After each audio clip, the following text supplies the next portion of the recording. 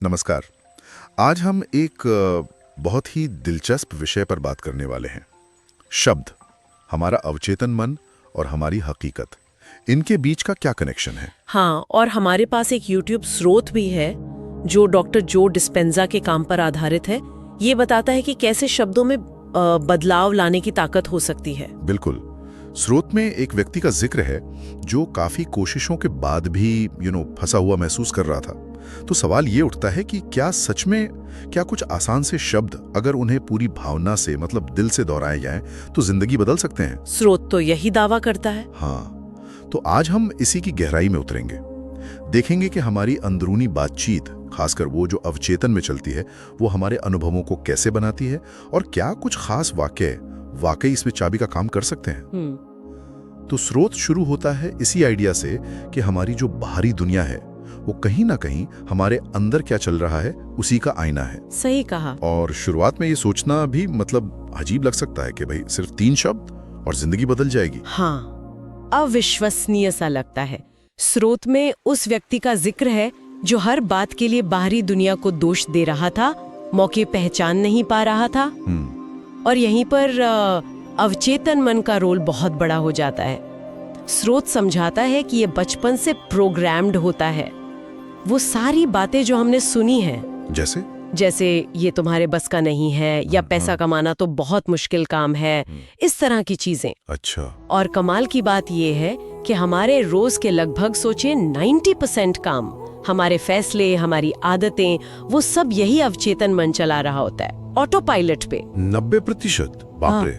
हाँ, इसीलिए हम जानबूझकर कुछ बदलना चाहते हैं पर फिर भी पुराने पैटर्न में फंस जाते हैं। ये अवचेतन मन एक आईने की तरह है। ये सवाल नहीं करता, बस जो विश्वास इसके अंदर है उसे ही सच बनाकर दिखाता रहता है। मतलब वो हमारी मान्यताओं को सच साबित करने में लगा रहता है। बिल्कुल। इसे कॉन्फर्मेशन बायस भी कहते हैं। हमारा दिमाग वैसी ही जानकारी ढूंढता है जो हमारी पुरानी सोच से मेल खाती हो।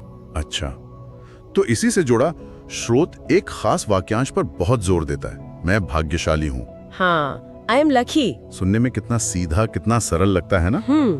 पर जिसने इसे इस्तेमाल किया, जैसा स्रोत बताता है, उसने पहले अंदर बदलाव महसूस किए।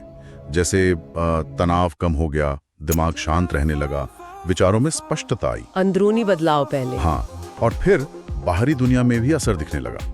अचानक नए मौके आने लगे, पुराने कॉन्टैक्ट्स कहीं से मिल गए। और स्रोत तो ये भी कहता है कि उसे 8 बार लॉटरी भी लगी। 8 बार? हाँ, तो ये सिर्फ किस्मत या तुक्का तो नहीं हो सकता ना? नहीं, बिल्कुल नहीं।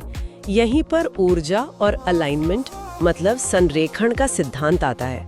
स्रोत इसे वाइब्रेशनल फ्रीक्वेंसी या कंपन आवृत्ति से जोड़ता है।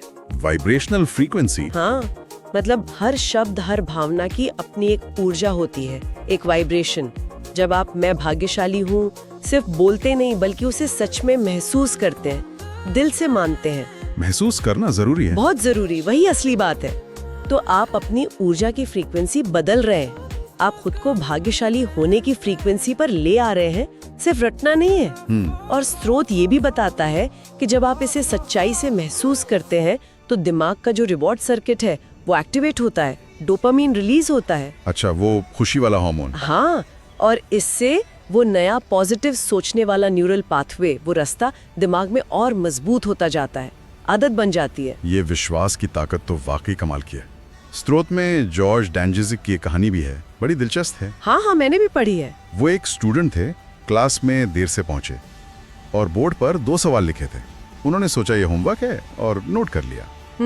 उन्हें ये पता ही नहीं था कि प्रोफेसर ने वो सवाल गणित की अनसॉल्वेबल प्रॉब्लम्स के उदाहरण के तौर पर लिखे थे, मतलब जिन्हें हल करना नामुमकिन माना जाता था। और क्योंकि उन्हें ये पता नहीं था। हाँ, क्योंकि उन्हें ये लेबल नहीं पता था कि ये असंभव है, उन्होंने उन पर काम किया और उन्हें हल कर दिया। क्या बात है। ये साफ दिखाता है कि हम अपनी सीमाएं खुद अपने विश्वासों से बनाते हैं। बिल्कुल। जैसे नौकरी चली जाए तो कोई सोच सकता है सब खत्म हो गया, जबकि दूसरा शायद मैं भाग्यशाली हूं दोहराकर अपनी सोच बदले और देखे कि शायद इससे भी अच्छा कुछ दरवाजा खुल रहा हो। सही बात है। स्रोत में एक अकेली महिला का उदाहरण भी है, तलाक के बाद, जिसने इसी वाक्यांश से अपनी पूरी ऊर्जा और जिंदगी बदल दी। और क्या इस सोच को मतलब कोई वैज्ञानिक आधार भी है, कोई स्टडीज? हाँ, कुछ स्टडीज हैं जो इस तरफ इशारा करती हैं।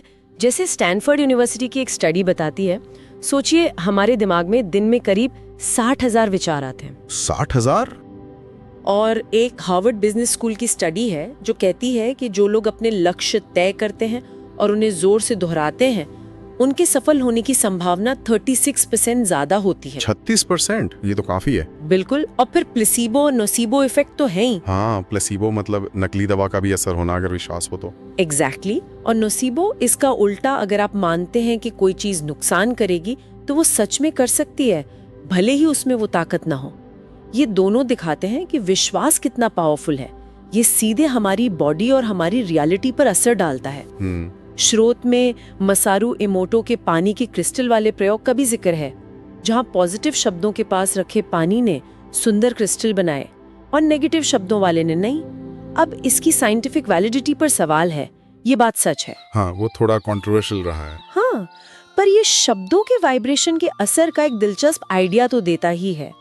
और एक और कॉन्सेप्ट है हार्ट कोहेरेंस का। हार्ट कोहेरेंस, वो क्या है? इसके अनुसार जब हम पॉजिटिव महसूस करते हैं या पुष्टि करते हैं तो हमारे दिल का जो इलेक्ट्रोमैग्नेटिक फील्ड है वो फैलता है और ज्यादा सुसंगत मतलब कोहेरेंट हो जाता है। अच्छा।